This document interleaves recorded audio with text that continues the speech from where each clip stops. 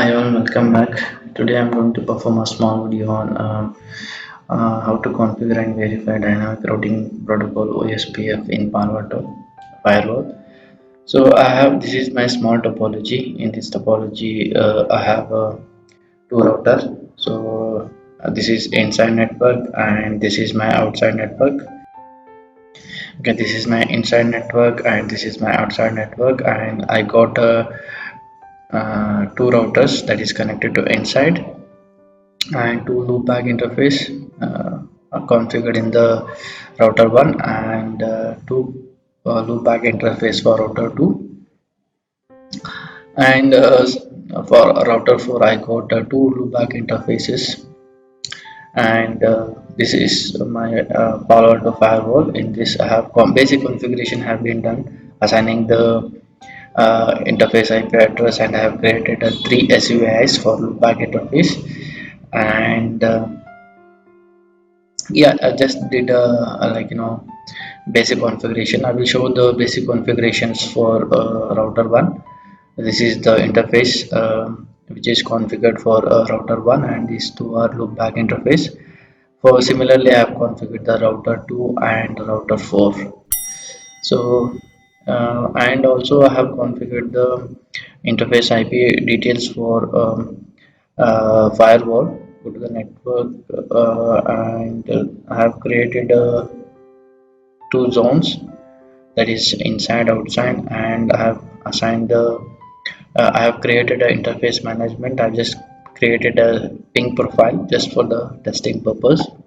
And when you go to the interfaces, I have configured the eth1/1 as a outside and eth1/2 as inside, and I have created a three VLANs, that is for SVI, VLAN 5 and VLAN 6 for inside network, and VLAN 7 for outside. I have assigned the IP address with a /24 subnet mask. So it's just a basic configuration. I have not done anything routing protocol configurations. First we need to create enable the OSPF router in the uh, OSPF in router, and router and OSPF, and this will be a priority. And once we enter into the that, then we need to provide a network, and which network I have to publish. Suppose in my example 192.168.1.0, and then wildcard mask and area, and it belongs to which area, that is 0. In router we can provide a 0.0 or as well as 0.0.0.0. Why? Because in firewall we have a format, we need to enter 0.0.0. This is a standard format, it is kind of 8 bit. So in routers we can enter anything, you suppose if you want to enter only 0 also fine, area 0 or area.0.0.0, this is also fine. This is a syntax. This is a one more simplest way is, instead of mentioning all those networks, so we can publish everything, that is network 0.0.0.0. This is the network, and this is the wildcard mask, and 0.0 area 0.0.0.0. This is also fine. So this is the simplest way to publish the network. Actually this is the recommended version, so actually this we need to follow for understanding. So let's jump into the lab and configure the OSPF in router and as well as in Palo Alto firewall. So I have three networks in router, that is 192.168.1.1, 1.0, and 1.1.1.0, and 11.11.11.0. So what I will do, I will configure router OSPF priority is 1, and I will enable the network one, and I will go with a 0.0 just to save the times. And this is the wildcard mask, and this is area 0.0.0 and exit. So we have configured the OSPF in router 1. Similarly, we will configure it in router 2 and router 3. Config OSPF, sorry, and router OSPF 1, and the network has repeat 0.0.0/0 wildcard mask, any network, any subnet mask, any wildcard mask, area 0.0.0, enter, exit, exit, and save the configuration. And similarly we will do it for router 4. Router OSPF 1, network as 0.0, and area 0.0. Exit, exit. So now we will go to the Palo Alto firewall. So already we have already logged into the Palo Alto firewall. We go to the networks and virtual routers. Select the default virtual router. In that we have to select the OSPF. To enable the OSPF in router, we have to check this checkbox, and to enable the suppose any default route you want to not to publish with this OSPF, then reject the default route and router ID. So router ID is nothing but any IP address for identifying purpose. This is not any IP address, not any of the interface, not like this. So just to identify. So router ID, you can give any router ID. So I will go with the 10.10.10.10. So we have a, when we come to the down, we have a areas or profiles, expert rules, advanced. So as usual, so we are configuring in areas. So auth profile is nothing but just to configuring the profiles. So it's just a similar as we did it in RIP.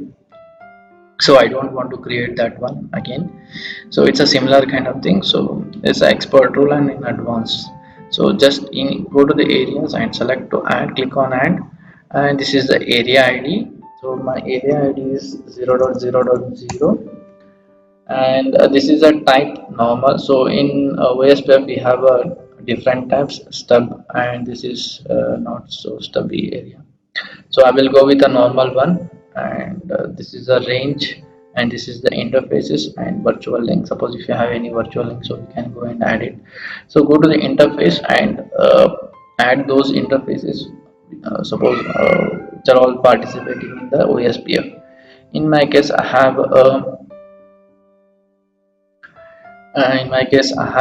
two interfaces, that is my uh, eth1/1, that is outside, and eth1/2, that is inside, and my three loopback interfaces, so which are all participating in my OSPF. Okay, go to the Palo Alto and select those interfaces, interface 1/1, and suppose this is enable in the sense enable the OSPF, and this is passive. Passive means send and only send the hello packets but don't receive the hello packets. And this is the timing of hello interval, dead counts, and retransmit interval, and transmit delays, and graceful restart, and link type is I will go with a broadcast by default. Suppose if you have any point to point or point to multi point, so you can select it accordingly. So I will go with the broadcast, and this is metric, and this is priority. So we have a priority of 255. uh, so this is, it's not matter with it doesn't matter with any, you can use any of the priority. So I will go with the by default priority one, and this is auth profile. So similarly what we have created, suppose if you want to authenticate, if you want to do auth profile, so you can create auth profile and attach to the interfaces, so which are all participating in the OSPF. And as of now we'll go with click on OK, and similarly we will add it for rest of other interfaces. 1/2 and priority is 1. I don't have any auth profile, so I will go with the click on OK. The VLAN file, add it VLAN file, and click on OK. And VLAN 6, click on OK. VLAN 7, click on OK. So we have added the 5 interfaces which are participating in the OSPF, and then click OK. Click OK. Okay, so we have added all the interfaces details which are participating in the OSPF, and click on commit to save the changes. So it will take some time, so meanwhile I will pause this video and then I will come back once the configurations. Okay, I got the confirmation stating configuration committed successfully, so click on close and then go to the router. Okay, so we can see the adjacent neighborship is forming, so I got a message like in a process 1 NVR 10.1 faster than 1 is loading full in router 4, and similarly we will check it for router 2, and we got the confirmation it's loading full, and router 1 as same. Okay, let's clear the screen and show IP route OSPF. So okay, so we got the routes through OSPF to routers 4, 5, 6, 7, 22, 44, and to network. Similarly, we will check it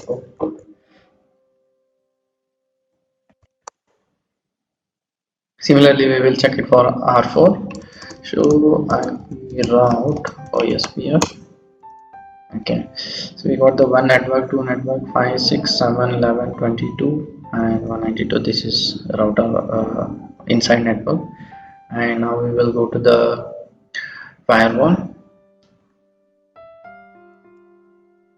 Show routing route. Okay, so we got here in the destinations we got total 21 network 21 routes. So in that one network, if you see first three are, if you see A0 AI OI, O means here OI is OSPF inter area, and OO means OSPF inter area. Sorry, this is intra area and this is inter area. Similarly, so we can able to find all the routes in firewall pertaining to the router 1, router 2, router 4, and as well as if you see this is the host one, that is it's in firewall, it's active and host. Okay, so now similarly we can check these things. We can now also check it in GUI as well.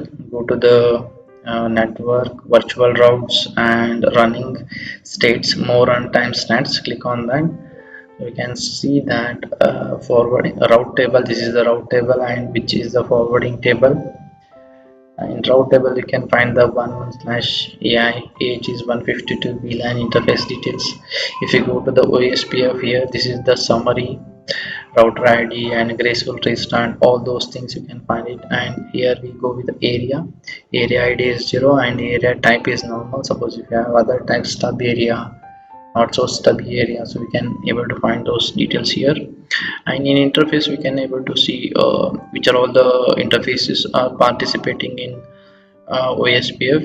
Here we can have DR details and backup DR, and neighbor details as well here, 1.1, 1.2 and 2.1, and neighbor routes for 11.11.22 for these route neighbors, and local address is binding area 0, and this is the runtime. And if you see the state is full, and this is related to the virtual link and virtual neighbor. Now we try to do a testing. Now we'll try to do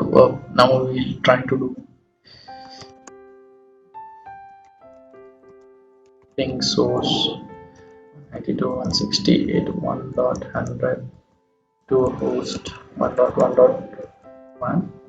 So I have the connectivity. Similarly, we will do it for router 4, that is 4.4.4. So we have the connectivity.